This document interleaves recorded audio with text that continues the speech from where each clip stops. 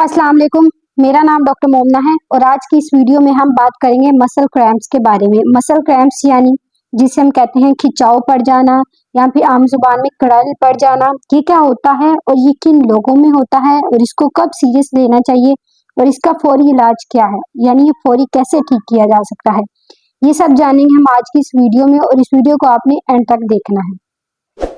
सबसे पहले मैं आपसे ये बात करूंगी कि क्रैम्प्स कब पड़ते हैं, यानी पट्टे में हमारे जो पट्टे होते हैं इनमें खिंचाव कैसे आता है। इसकी बहुत सारी वजूहात है, लेकिन जो बहुत मेन है हम उसके बारे में बात करते हैं, ठीक है।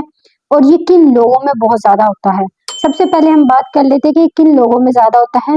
ये उन लोगों में बहुत ज्यादा होता है जो बड़ी उम्र के लोग होते हैं, यानी जिनकी एज 55 साल से ऊपर होती है, उनमें होता है, ठीक है। और इसके अलावा ये जो हामला खातून होती हैं, ठीक है, उनमें बहुत ज्यादा होते हैं। और दूसरा वो लोग जो स्पोर्ट्स में मतलब जो स्पोर्ट्स में पार्टिसिपेट करते हैं या बहुत ज्यादा एक्सरसाइज करते हैं, उन लोगों में ज्यादा होता है।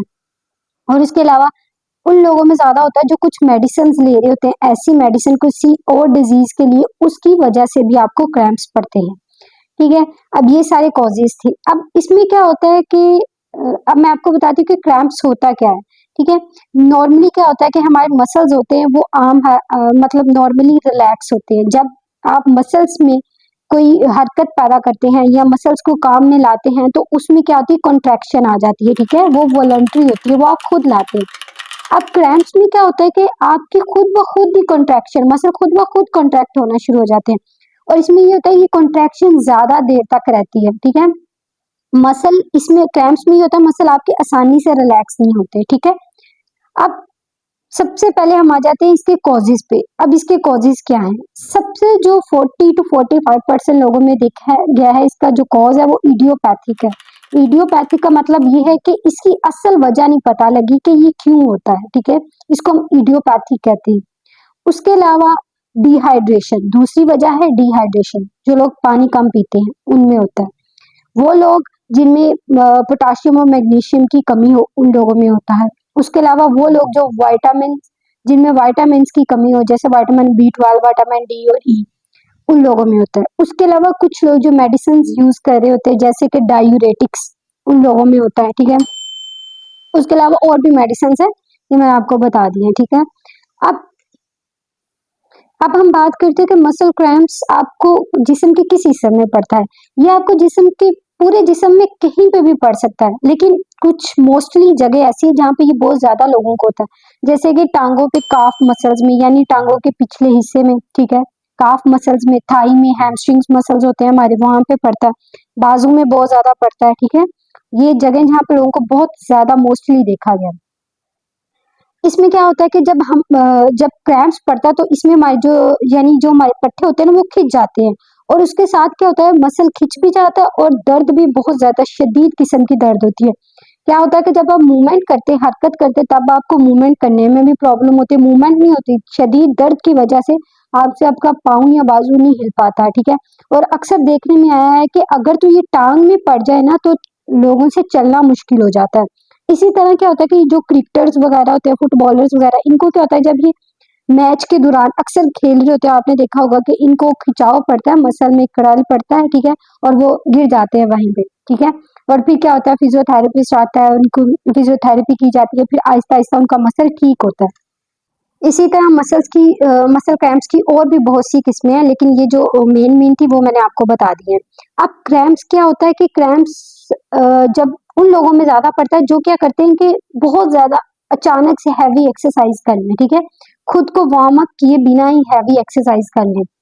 आपने क्या करना है कि सबसे पहले अगर आपने कोई हैवी एक्सरसाइज करनी है या कोई ब्रिस्क वॉक करनी है या आपने कोई मतलब जॉगिंग करनी है, ट्रेडमिल करना है, जिम करनी है, तो आपने क्या करना है, ये सब करने से पहले अपनी बॉडी को वार्म अप करना है, ठीक है।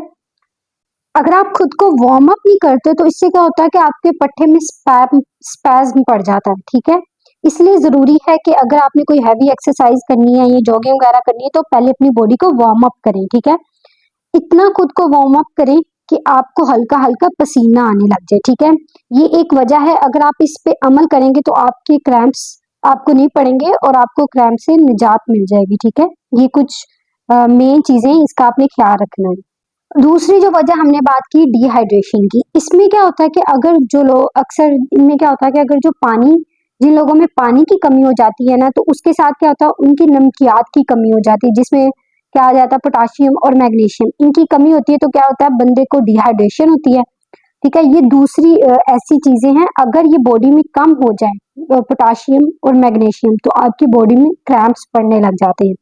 अगेन वही बात है, जिस तरह क्रिकेटर्स वगैरह जो और उसके अलावा फुटबॉलर्स और जो बहुत ज्यादा हैवी एक्सरसाइज करते हैं, जिम करने लग जाते हैं, उनमें क्या होता है वो पानी ठीक तरीके से पीते नहीं है अगर, तो उनमें डिहाइड्रेशन हो जाती है, या एक्सेसिव एक्सरसाइज करने की वजह से उनको डिहाइड्रेशन हो जाती है, तो उससे क्या होता है कि आपके क्रैम्प्स पड़ने के चांसेस भी ज्यादा हो जाते हैं। तो इसलिए आपने क्या करना है, खुद को डिहाइड्रेट रखना है, ठीक है, ज्यादा पानी पीना है ताकि आपकी हाइड्रेशन अच्छी हो और आपको क्रैम्प्स नहीं पड़ेंगे। ठीक है, अगर फिर भी आपको कोई हाइड्रेशन बेहतर करने के बावजूद भी आपको क्रैम्प्स पड़े हैं, तो इसके अलावा आपने क्या करना है कि आपने साथ जो मैग्नीशियम और पोटाशियम उसकी टैबलेट ओरली लेनी है। ठीक है, ताकि जो पोटाशियम और मैग्नीशियम की कमी की वजह से अगर आपको क्रैम्प्स पड़े हैं तो वो पूरी हो जाए, उससे भी आपके क्रैम्प्स ठीक हो सकते हैं। उसके अलावा कुछ बीमारियां होती है जिसे मोटर न्यूरॉन डिजीज बोलते हैं, उसमें भी आपकी टांगों के जो काफ मसल्स होते हैं उसमें क्रैम्प्स पड़ते हैं। उसके अलावा थायराइड की बीमारी होती है, उसमें भी क्रैम्प्स पड़ते हैं, और कुछ मेटाबॉलिक डिजीज होती है उनमें भी क्रैम्प्स पड़ते हैं। ठीक है, ये कुछ बीमारियां ऐसी हैं, इसमें आपको डॉक्टर को दिखाना चाहिए, फिर डॉक्टर उसके अकॉर्डिंग आपकी बीमारी के अकॉर्डिंग आपका ट्रीटमेंट शुरू करते हैं। ठीक है, आपने क्या करना है कि अपने आप को खुद को हाइड्रेट रखना है। ठीक है, ये सब कुछ आसान तरीके क्रैम्प्स से निजात के लिए। ठीक है, लेकिन अगर आपको इससे फर्क नहीं पड़ रहा तो इसके लिए जरूरी है कि आप डॉक्टर को दिखाएं।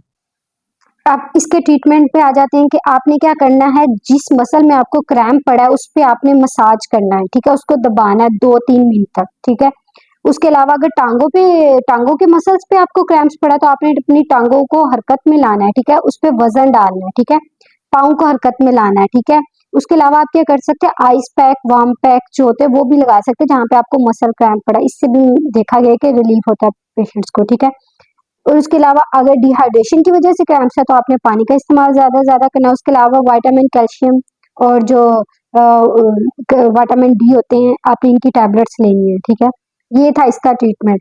लेकिन कुछ बातें ऐसी हैं जिसमें आपको डॉक्टर को दिखाने की जरूरत है। उसमें ये है कि अगर आपको बहुत ज्यादा कुछ निशानियां ऐसी हैं, जैसे कि अगर आपको नॉर्मली अचानक से बैठे बैठे जल्दी जल्दी क्रैम्प्स आना शुरू हो जाए, ठीक है, उस सूरत में आपने डॉक्टर को दिखाना है।